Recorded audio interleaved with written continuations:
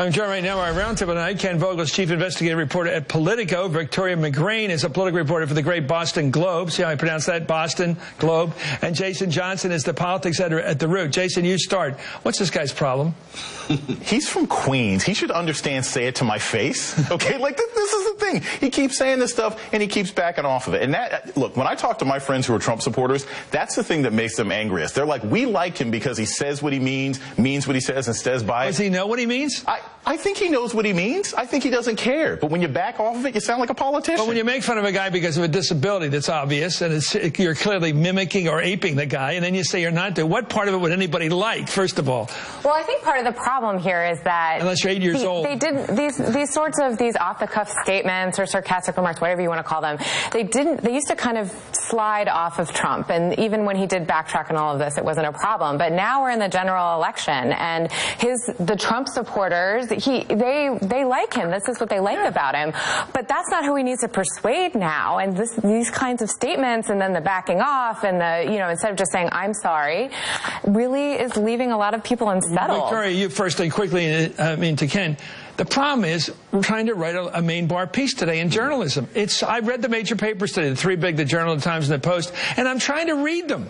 I'm trying to read how they are struggling, these main editors. You start, Ken, to try to write an objective statement about what the guy said when it's in a controversy. Did he actually allude to go getting a gun and shooting somebody? Many people thought he did mean that. Yeah, in journalism, we face a lot of pressure to give people the benefit of the doubt, and we should. We try to internalize it. So even if it doesn't fit with our narrative or what our initial perception is, we always have what we call that to be sure graph, where we give the exculpatory information or the alternative possibility. But it's getting harder and harder to do that for Trump because he has this long history. And what could he possibly mean other than what our first blush, impression Well, there's no lack of, when he talked about that thing with me about women should be, I think he simply didn't know the pro-life position, which is that you don't punish the woman because politically that would be outrageous, blame the doctor, whatever. And he just didn't know that. I mean, that was new. Like he didn't know about nuclear weapons. He apparently thinks nuclear weapons are to be used, not as a deterrent. And I think this is why you're seeing these, relatively high-profile Republican establishment figures coming out and not only repudiating Donald Trump and saying, I will not vote for him, but they're saying they're going to vote for Hillary Clinton. And some of them, like Meg Whitman, are saying they're going to do everything they can to get her elected. And that's the narrative that's building right now when a lot of Americans are paying attention. Okay, here's an interesting thing. I go back to something that's always been a problem. I call it his original sin. And I'm not moralist. Everybody knows I'm not a moralist about politics. I like politicians. When he said Obama wasn't born in this country, first of all, it's impossible that he wasn't. His mother's white from Kansas. She married an African guy. Now, maybe the guy was dodgy. He's drank or whatever. He left her. Never really met the kid. Never really met the kid. He was 20-something. But clearly, it's the mother. Right.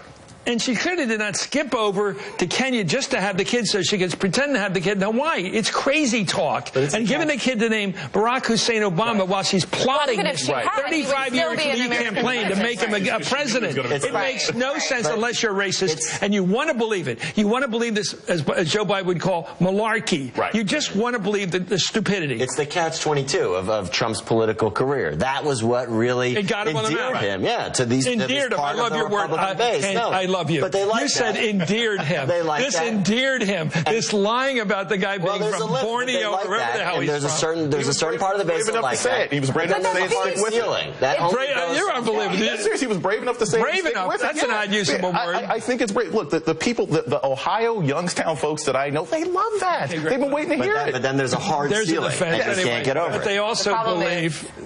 Anyway, whatever. They got a whole set of beliefs. Anyway, thank you, Ken Vogel. Thank you, Victoria McGrain.